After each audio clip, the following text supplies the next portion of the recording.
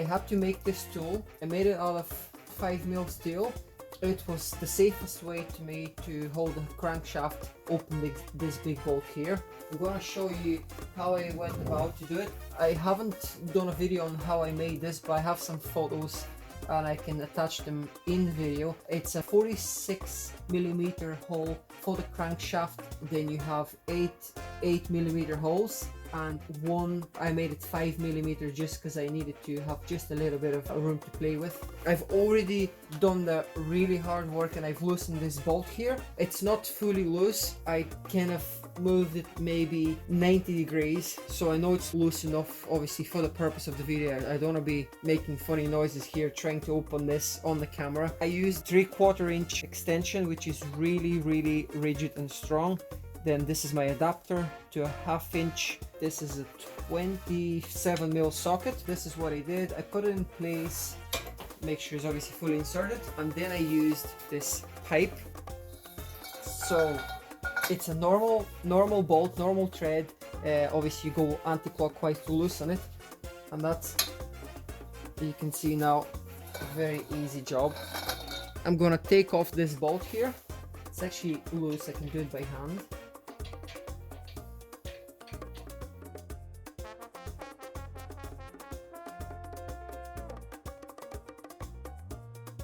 If you go about to manufacture one of these, I will take it out in a minute to show you what way it looks.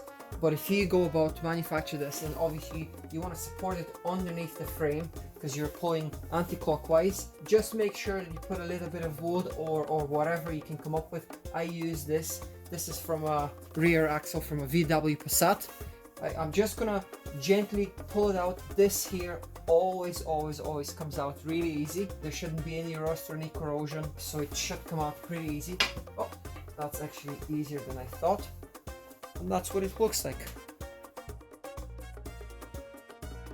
Obviously I had to cut this here because of this part of the upper sump, and obviously in order to put the tool in place you have to remove the alternator. Use the crankshaft pulley. I put a bit of paper and I made my template, and then I placed the template onto this. I'm gonna show you the tool. This is what it looks like. Very simple. It doesn't have to be any thicker than this. Just because it's angled, it's L-shaped, it's more than enough.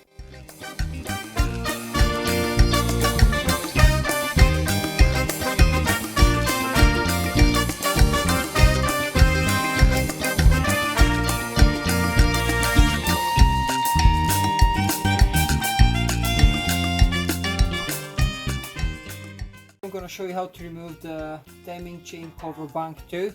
I'm going to remove this vacuum hose out of the way, and yeah, let's start.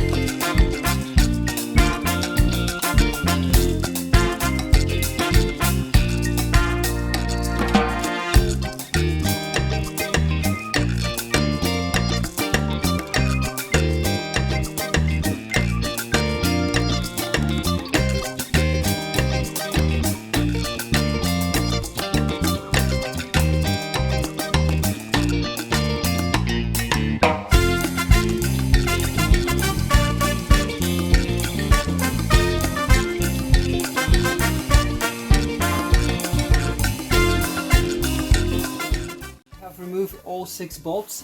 I'm gonna check carefully in case I missed something. I don't think I have, and I'm gonna try and pull this cover. If it doesn't work, I'm gonna have to use a big long screwdriver and put a bit of force on it. Easy, which it probably, oh, there is a bit of movement. Just take your time. It's stuck, so you may have to go back and forward, up and down, and there is silicone in the corners as I expected, and that's it. Job done. This will need a good clean as well. As you can see, quite a bit of build up. Now it's not the worst I've seen, but yeah, this is where the new gaskets are gonna go. They are quite hard, as you can expect after 19 years being here in place. They have put some silicone in the corners as they recommend by the book, so here, and it probably wouldn't do any harm to put a tiny bit on the top when you're putting the valve covers. I'll move on to the other side, and I will remove the chain tensioner first. Okay, now we've moved on to the Bank 1 timing chain front cover. What I'm gonna use, because I have loads of space here, I've removed a lot of parts, radiators, EGR, pipes, all that. It's out of the way, so the easiest way for me is to use an offset ratchet spanner. It's number 19, so it's a 19mm spanner. Put it in place gently, loosen it. Now I have changed this last year, so it wasn't too bad at all. So gently, you could probably do this by hand now. There might be a little bit of oil that may spill from this, as obviously the chain tensioner is full of oil. That's how it works. I will get actually I might be able to compress it with my finger. I don't want any parts falling out. There is a cap as well, so when you squeeze it, you can see the oil. Obviously oil is not compressible, and that's what drives this back and forward. This is the cap, holds it in place, so I'm gonna remove this away. Obviously I don't want to spill any more oil. So now we have seen how to remove the chain tensioner. A bit of brake cleaner.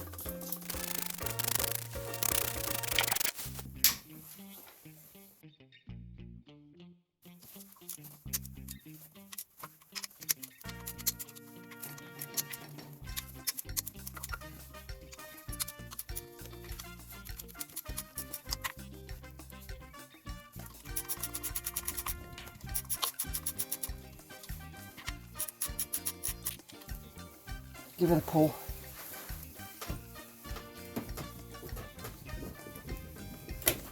That's it. One side loose. Once one side is loose, it's easier to work the other. And this is cover out. Very, very hard gasket. Look at this.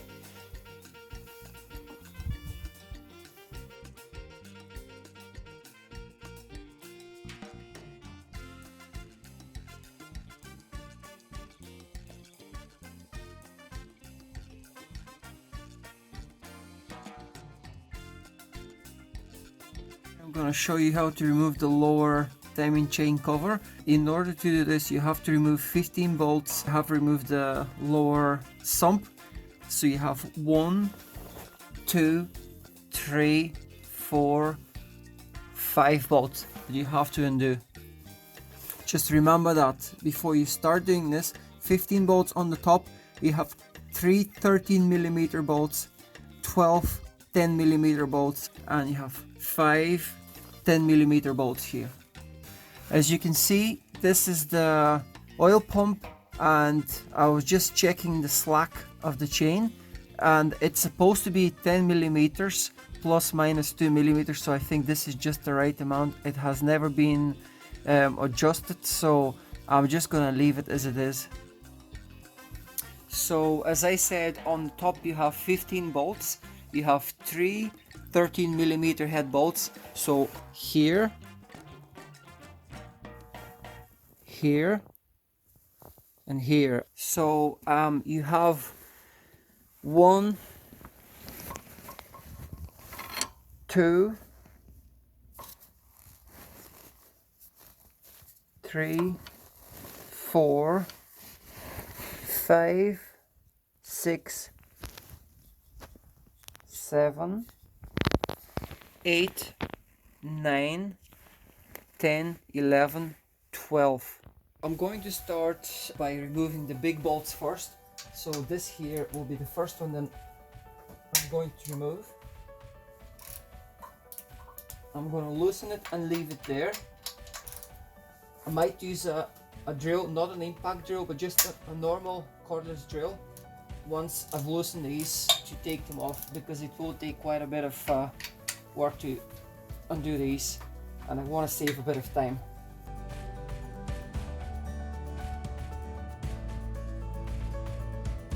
So I'm going to start from the most hidden one, which some people forget. This is the first one.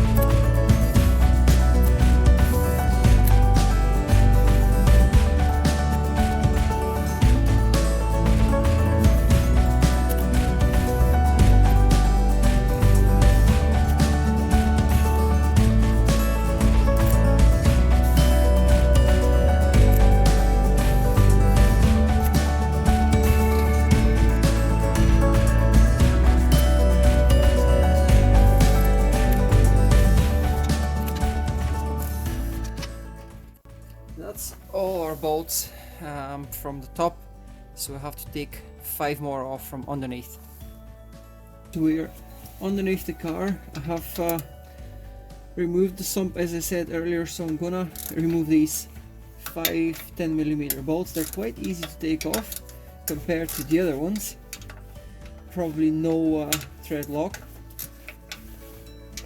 Very easy.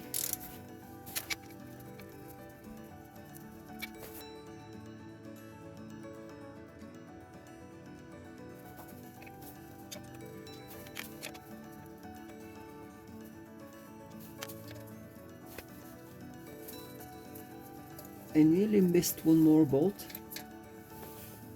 and I don't know if you can see it, but it's right here, so it's actually 6.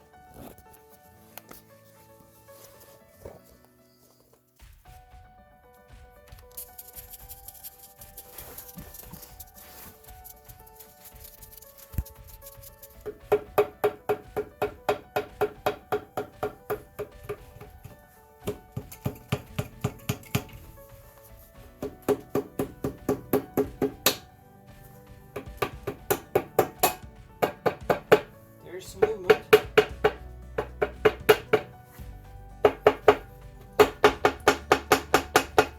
I think what's holding it, it's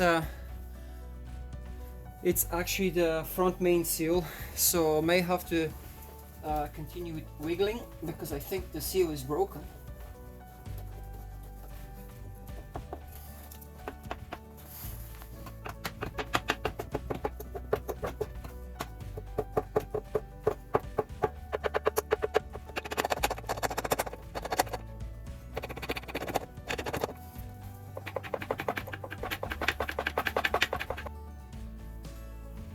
Okay,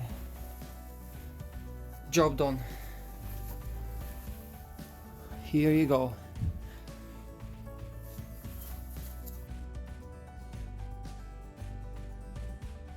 Thank you so much for watching, and we will continue in the next step, where I'm gonna clean this up and polish it.